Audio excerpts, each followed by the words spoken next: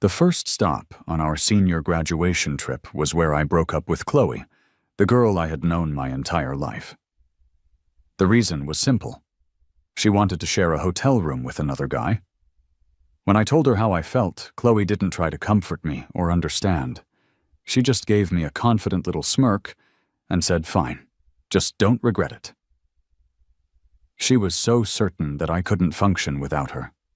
She went on to travel with Leo, a student from a poor background, across 3 different countries. The only time she called me was on the day college applications were due. "We can fight, but don't you forget to apply to the same school as me, Alex," she'd said, her voice full of the old certainty. "I'm Chloe. I'm here for you this lifetime. Got it?" What she didn't know was that I had already given up on our plan to attend F University together. I had applied to G University instead. From that moment forward, my world no longer needed to revolve around her. I had spent months meticulously planning this trip, a journey to explore the world with Chloe after our final exams. But on the day we were supposed to leave, our duo had unexpectedly become a trio. We flew from our home in H City and landed in Georgia.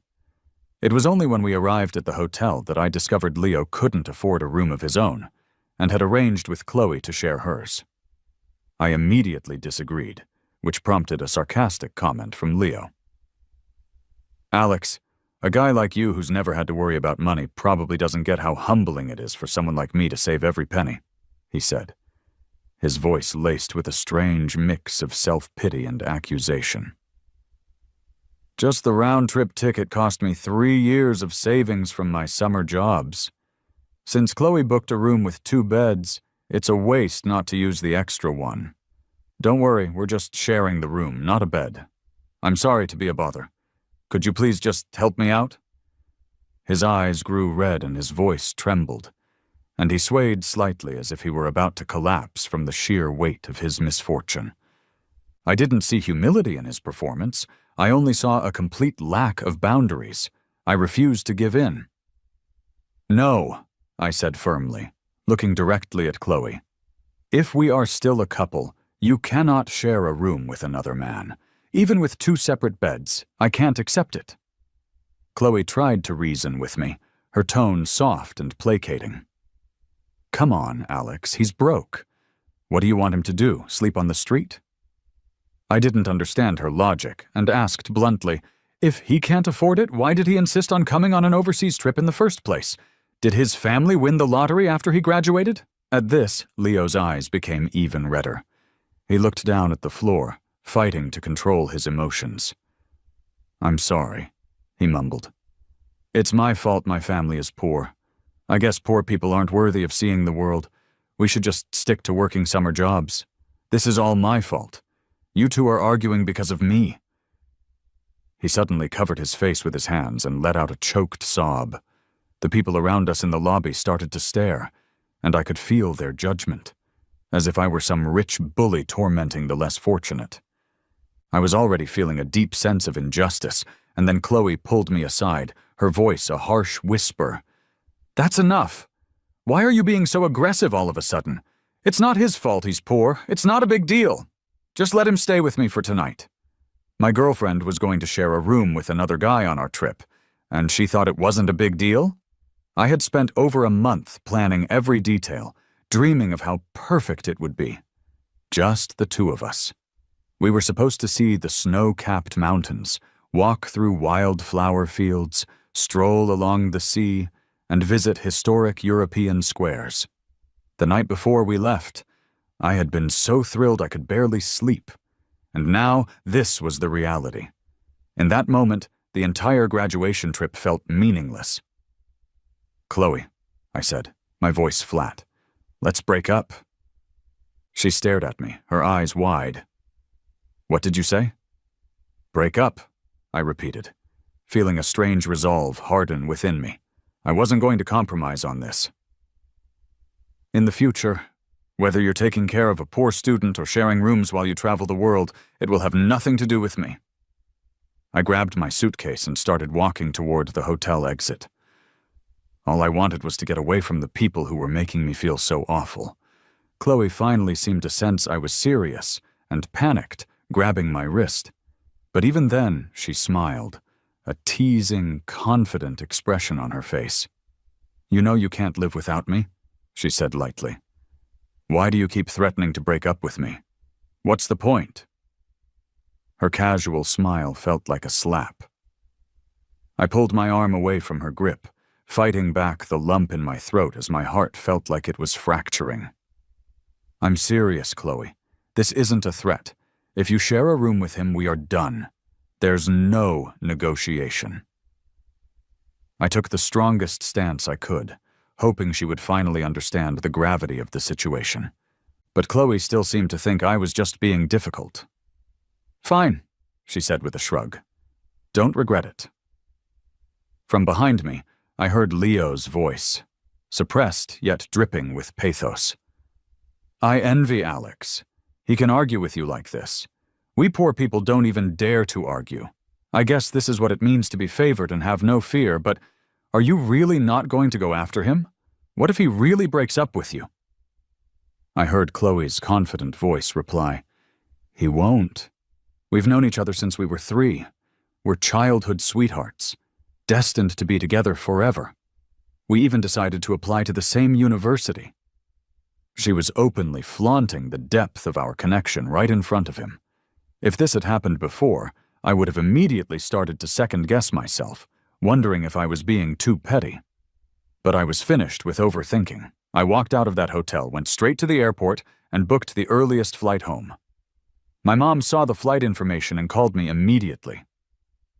"Alex? Weren't you supposed to be in Georgia with Chloe? Why did you buy a ticket back home?" I had already checked my luggage and was sitting alone at the gate. "Mom," I said quietly, "Chloe and I broke up." My mom just laughed. "Again? How many times is this now? I thought Georgia was supposed to be beautiful, with mountains, glaciers, and castles." I had planned this trip for a month, looking forward to it every single day. I wanted to take pictures with Chloe at every beautiful spot, capturing our youth together. Wouldn't it be a shame to miss all that? It seemed that not even my own mother believed I would actually break up with Chloe.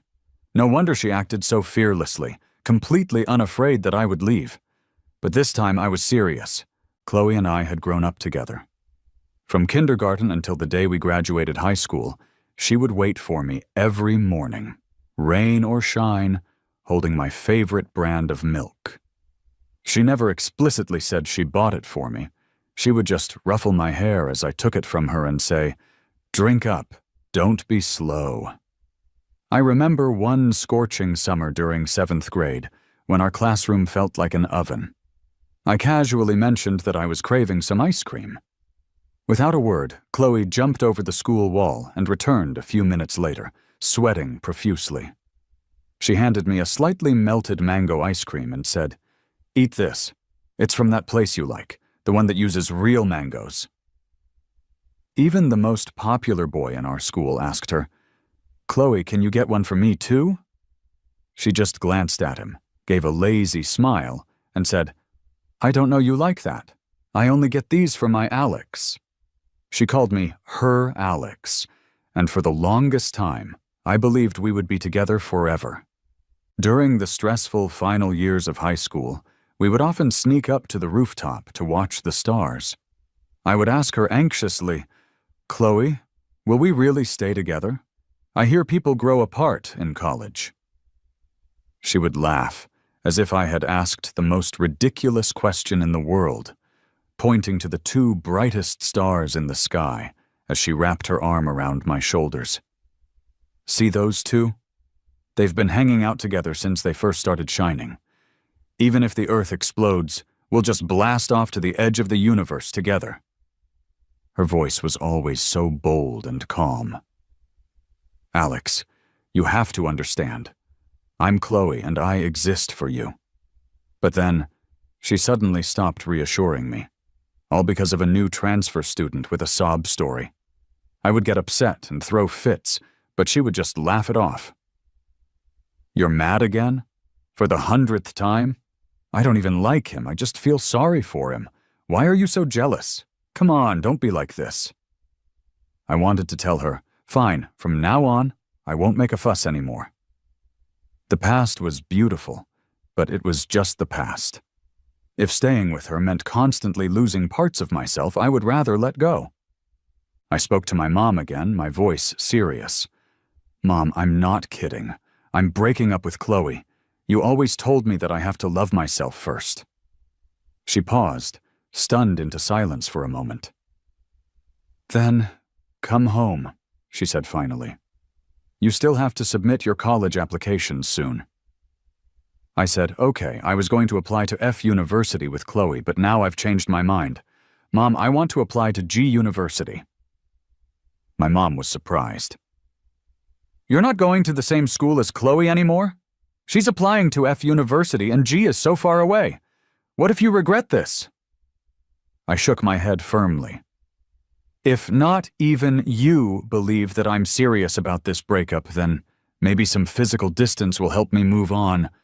Everyone says that time and distance can make feelings fade, right? I admit I can't just forget Chloe right now, but maybe the distance will help me make a clean break. I spent 2 hours waiting at the airport before finally boarding the plane. After a long layover and a full day of travel, I arrived back in my home city. As soon as I switched my phone off airplane mode, I saw that Leo had spammed my social media feed with updates. The first one read, "First meal after landing. Thanks to Chloe for knowing I didn't have enough cash." She shared her main course with me. A warm stomach makes for a warm heart. Attached was a picture of Leo with a shy smile on his face. That restaurant was a place I had spent hours researching and had specifically recommended to Chloe. Now she was taking him there? I didn't want to cry, but my eyes welled up. Morbid curiosity made me scroll to the next post. The snow-capped mountains are breathtaking. A huge thank you to Chloe for patiently taking my photos, even after I made her retake them so many times. Her skills are amazing. That mountain was where I had dreamed of taking photos with Chloe. It looked like she was now his personal photographer. Then, my phone rang. It was Chloe. "Alex, you finally turned your phone on. Why did you just sneak off and go home? We planned this trip for months, and now it's just me and Leo here." So she was fully aware that she and Leo were there alone together? How could she possibly think sharing a room was appropriate then? She continued to complain. "I was planning to give him my room and sneak into yours for a surprise in the middle of the night. Now look what you've done." If I hadn't seen Leo's posts, her words might have made me regret my decision. So this was her plan all along. I could do without that kind of surprise. "Aren't you two having a great time?" I asked coolly. Chloe replied nonchalantly, "There you go again, I don't like him. But since he's here, I might as well show him around. Besides, he saved up for 3 years just to afford the tickets." That evening, I received a message from Leo. "Alex, are you awake? I'm so sorry. I wanted Chloe to go back to you, but I caught a cold on the mountain and now I have a fever. My throat hurts too much to talk. Chloe is feeding me ginger tea right now. As soon as I feel better, I'll convince her to return. I'm sorry. It's my fault for being such a burden." Immediately after the message, a photo appeared. In the dim light of a hotel room, Chloe was holding a bowl in one hand and a spoon in the other, leaning towards someone out of frame. I knew Leo was deliberately trying to provoke me. In the past, I would have taken the bait and immediately called Chloe to confront her. But now I just saw it as a pointless game. That night my dad called me.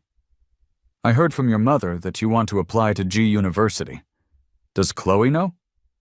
I shook my head, a wave of sadness washing over me. "There's no need to tell her."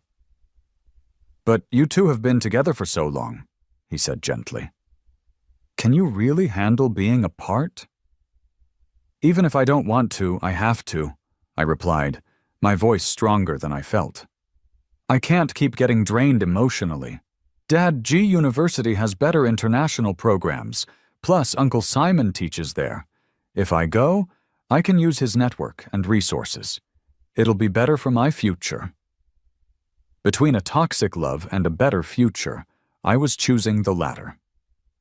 My dad seemed surprised, probably realizing for the first time how rational I could be. All right then, he said. Go for G University. I support your decision. If Chloe tries to come back and fix things, tell her to apply to G University with you. My dad overestimated her. Chloe didn't try to win me back.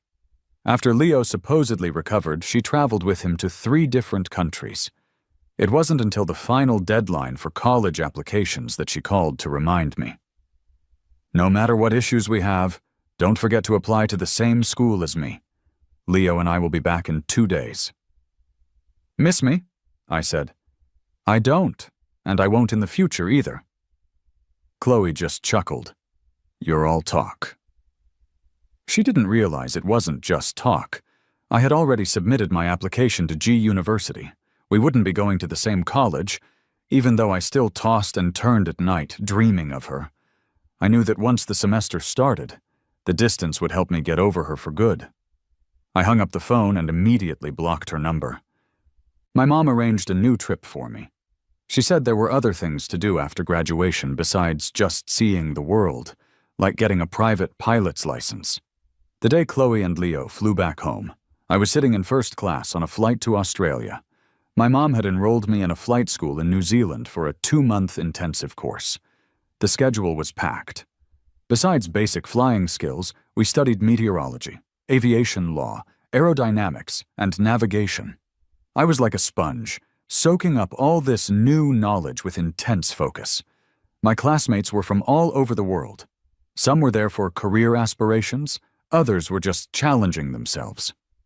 Our conversations revolved around flying, the weather, and our next training destination. The atmosphere was simple and pure, and no one made me feel guilty for not having to worry about money. By the end of the summer, I had earned my pilot's license. I boarded the plane back home, not expecting anyone to be there. But when I walked out of arrivals, Chloe was waiting. She tried to take my suitcase, but I held on to it. She laughed, a sound that used to make my heart flutter. Are you still mad? It's been 2 months and you're still hung up on that little issue. I was just helping a student in need. Don't you love doing charity work too?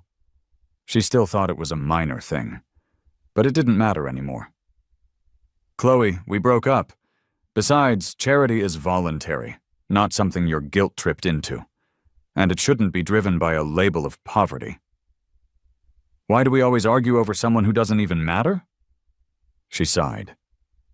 Anyway, aren't you coming with me to our first day of school in 3 days? Nope, I said. I was going to GI University and she was going to F University. There was no way we would be enrolling together. But Chloe didn't know that, and I didn't feel the need to tell her. She ruffled my hair, a familiar, patronizing gesture. You're always arguing with me. Fine, since you're my little Alex, I'll let it slide. She forcefully took my suitcase from me, put her arm around my shoulders, and began casually planning our future. My dad bought a villa near F University. If you don't like living in the dorms, we can live off campus together. Feeling better now? She thought this grand gesture would fix everything. She drove me home, making sure to boast as I got out of the car. I have to visit my grandmother for the next 2 days. You be good, and I'll come pick you up in 3 days. We'll go to school together. This time, Leo wanted to ride with us, but I said no, just for you. She then grabbed my phone, unblocked her own number, and tapped my forehead. Don't block me again, you hear? My parents came out to greet me. They saw Chloe driving away, humming happily, and assumed she had managed to smooth things over. You didn't tell her you applied to G University? My mom asked. I shook my head. You didn't either, right? My parents had kept my application secret as well. I spent the next 2 days at home resting, and I felt a sense of peace I hadn't experienced in years. The anxiety, the unease, and the uncertainty all seemed to have faded with time. The day before school started, my parents flew with me to G-City. My Uncle Simon picked us up from the airport. When he heard that I had spent the summer getting a pilot's license, his eyes lit up. "Awesome! You've really grown up, Alex. You're finally no longer obsessed with that childhood friend of yours. That's great. Young people should learn more useful skills while they have the energy. And you did so well on your exams to get into G University's finance program. I'm surprised and very proud." I felt proud of myself, too. The heartbreak, jealousy, and self-doubt hadn't defeated me. Instead, they had served as a wake-up call, forcing me to look up from the path I had been blindly following. I was no longer just staring at the lighthouse named Chloe. I was finally examining the ground beneath my own feet. Of course, the bad feelings hadn't vanished completely. I remembered my entire senior year, being repeatedly blamed by Chloe because of Leo. "You're so petty. Can't you just be reasonable? He comes from a poor background. Have some sympathy." That feeling of being dismissed and misunderstood was deeply disappointing and unfair. It felt like a heavy sandbag had been placed on my chest, with more weight being added little by little over time. I remembered the exact moment the shift between Chloe and me began. It was the second morning after Leo had transferred to our class. As usual, at 6:15 a.m., Chloe should have been at my doorstep with the milk I liked, ready to walk to school with me. It had been our unbroken ritual for 15 years. I had grown accustomed to seeing her waiting for me in the early morning light. But that day, she wasn't there. I went to school alone and only saw her and Leo show up late, after the first 2 lessons had already started. Her hands were empty. "Where's my milk?" I asked. Chloe scratched her head. "Oh, I gave it to Leo." Then she laughed it off. "He's new and doesn't know the way. He lives pretty far out and was worried he'd be late, so he asked me to walk with him. On the way, he mentioned that he's eaten plain buns and water for breakfast his whole life and has almost forgotten what milk tastes like.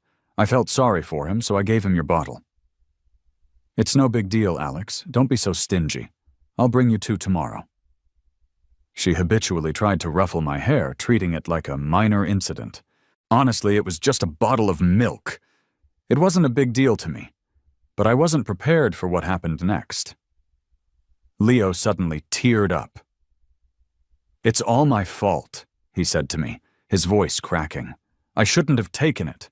You probably grew up with everything you wanted and have never experienced a morning with a cold, hard bun, where even a sip of warm milk is a luxury. You don't know what that's like. I'm sorry. I won't take your things ever again, I promise." I was completely dumbfounded, taken aback by his sudden dramatic performance. His tears and his words were perfectly timed. Our classmates started whispering. "Is it really that big of a deal? It's just milk." Poor Leo. I heard his family is really struggling. Ugh, the spoiled rich kid, always making a fuss over nothing. Chloe heard the whispers too and pulled me aside, trying to de-escalate. "Come on, it's not a big deal. Let's not make a scene." But I hadn't said a single word. That was the first time Leo had wielded his poverty like a weapon, painting me as an unreasonable, spoiled child. In truth, many small disappointments accumulate over time. The later arguments were just escalations of that initial scene. Looking back now, my restraint and my repeated self-doubt, am I really being petty? Were just the prelude to our eventual, complete break. Chloe probably never truly understood. When trust and favoritism are continuously chipped away, the final collapse is absolute. On the morning of enrollment, she called me excitedly. "My Alex, open the door. I'm back from my grandma's and I brought your favorite pastries. Are you not home? I've been ringing the bell, but no one is answering. Are you still sleeping? Wake up, sleepyhead. Today we go to F University. If you don't get up, I'm driving there without you." She had no idea that I was already on my way from the airport in another city, sitting in my uncle's car, heading to a new school. Not F University, but G University. I told her, "Chloe, don't wait for me. Just drive there yourself. I wish you the best at F University." She chuckled on the other end of the line. "You're such a grump. Are you awake? I'm downstairs waiting. I promise it's just us this time." Even though Leo got into F University too, I was firm. He sent me a bunch of messages, but I didn't let him ride with us. Is that sincere enough for you? I leaned my head against the car window, watching the unfamiliar streets of G City pass by. No need. Belated sincerity is worthless. I'm already on my way to school. But it's not to F University. It's to G University, Chloe. G University? Stop joking. We promised we would go to F University together. I know you're just trying to scare me, right? Are you still mad at me? Didn't we make up 3 days ago? I replied calmly. It's true. I don't believe you. Chloe's voice suddenly sounded panicked. I bet you're still in bed. Do you want me to climb through your window and drag you out? I heard some rustling noises through the phone, and then the voice of a security guard. Young lady, what are you doing? That's dangerous. Please come down. There's no one home. They all went to G City. I'm not lying to you. That's trespassing. The chairman himself called to say his son was off to GE University. The whole family went to help him get settled. He asked us to keep an eye on the house. Hey, are you listening to me? Don't cry. What's with that expression? Somebody call her mother. Something's not right. She looks completely lost. I didn't listen to any more. I just hung up. I knew it would take Chloe some time to accept the reality of the situation. But just like breaking away from her, no matter how painful it was, I knew one day she would get through it. I deleted her number from my phone again, this time for good. From that moment on, our past, our love, and all our entanglements had nothing to do with me anymore. Unexpectedly, that night, she bought a plane ticket and rushed to my dormitory at G University. Seeing me walk out of the men's dorm building, she finally seemed to believe what I had been telling her. Her eyes were red and swollen, her voice shattered. Her usual bold confidence had vanished, replaced by a look of utter abandonment and confusion. Why? She asked, her voice rising to a near yell that drew stares from passing students. Is it because of him? Because of Leo? She grabbed my arm. Alex, do you even know what you're doing? We promised each other a lifetime together. The same college, the same city, the same future. How could you? Her voice choked, full of disbelief and devastation. Are you really giving up on me? Do you really not want me anymore? Watching her on the verge of collapsing in front of me stirred something deep inside. 15 years of memories flashed through my mind. The nights on the rooftop, the ice cream smuggled over the school wall, the milk she handed me every single morning. But all those warm memories froze at the image of her in the hotel lobby in Georgia, laughing as she said, Fine, don't regret it. I looked at her, my expression calm, almost cruel. Chloe, I decided I was done with you at that hotel entrance over 2 months ago. I told you very clearly then that we were breaking up. You nodded and agreed. You said, fine, don't regret it. I don't regret anything. So why are you breaking down now? My calmness was the final straw. What do you mean you're done with me? What do you mean breaking down? Those were just angry words, couldn't you tell? I thought you'd be the same as always, that you'd get over it after making a bit of a fuss. How can you just declare our 15-year relationship dead like this? She tried to grab my hand, but I easily sidestepped her. She, who had always been so proud and confident, now looked like an abandoned stray animal. Unsure of what else to do, she pulled out her phone, her hands shaking terribly. I'll delete Leo right now. I'll block him. We'll have nothing to do with each other ever again. I'll never help him again. Look at me, Alex. Just look at me. I didn't want my composure to magnify her distress, so I just shook my head. Go home, Chloe. Don't make a scene here for everyone to laugh at. Laugh. It was as if she had heard the most absurd thing in the world. A bitter smile twisted her lips, and tears finally began to fall. Even my Alex doesn't want me anymore. What do I have left to be afraid of? Her emotions were completely out of control, tears mixing with a pained expression. There was no trace of the confident girl I once knew. She looked like a child, abandoned by the world, lowering her voice to a near beg. Alex, my Alex, please don't do this to me. Did you forget what I told you? I said my life exists for you. I meant it then, and I still mean it now. I planned everything. I had my dad buy a villa right next to F University. I spent the whole summer supervising the renovation, decorating it in the style you love.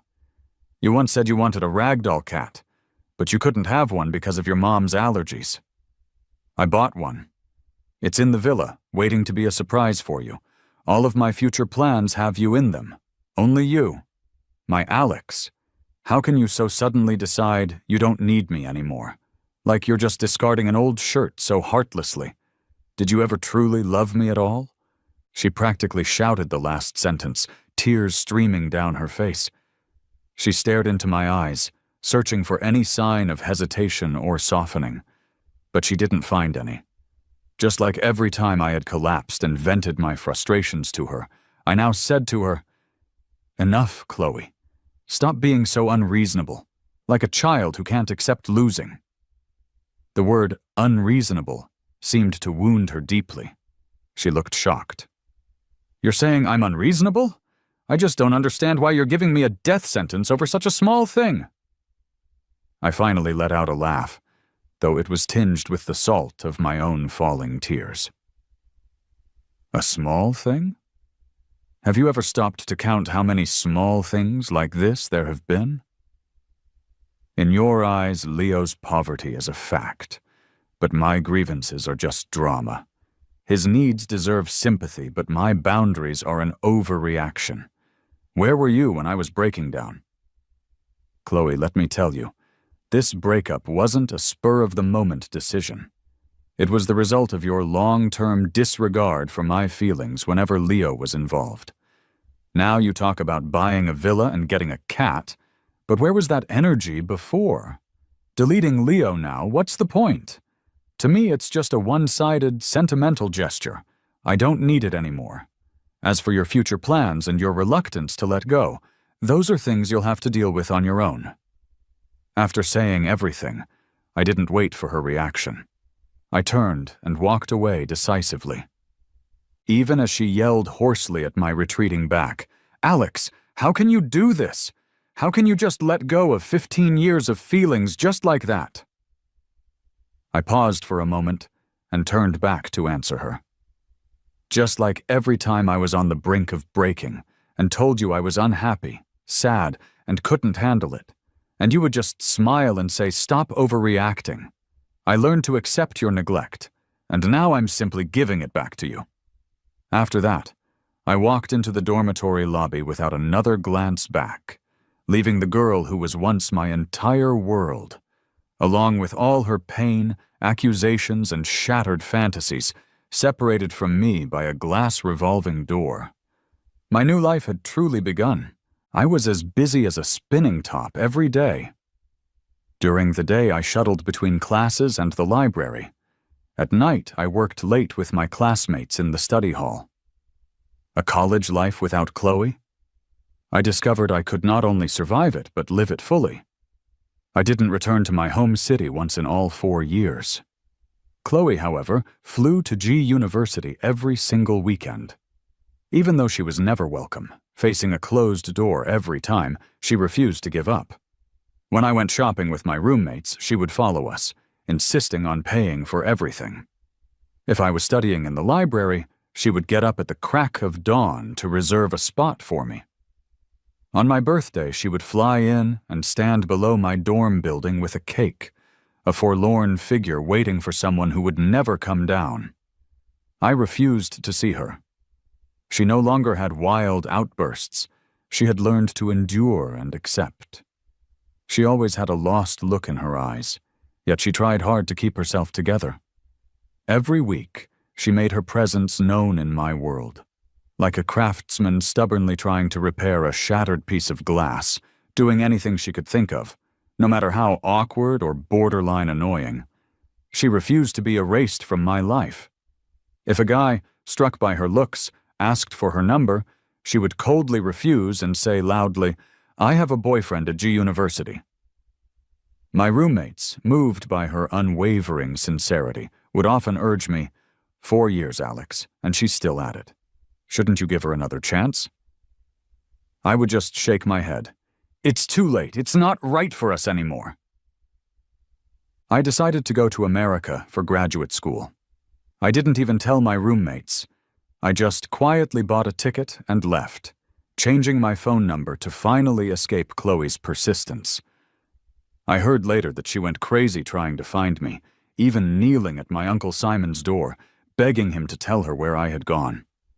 It was in that moment, I think, that she finally understood. 4 long, awkward years of trying to win me back had been nothing but a delusion. The immense pain and emptiness consumed her, shattering her dreams and leaving her with nothing but chaos. I never thought I would run into Leo in the same study group during my graduate program in the US. It seemed he had put a lot of effort into chasing a better future for himself.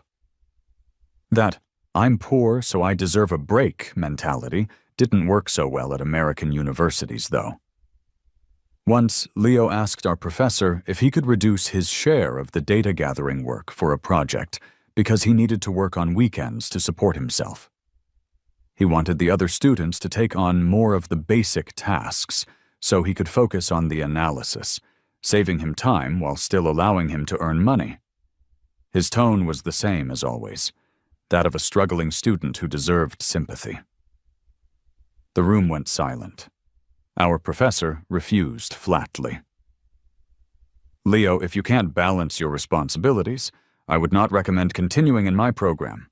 Everyone here is on scholarships and works part-time jobs. That is not an excuse." Leo just stood there, his face turning various shades of red. No one pitied him or spoke up for him. Here, poverty wasn't a privilege.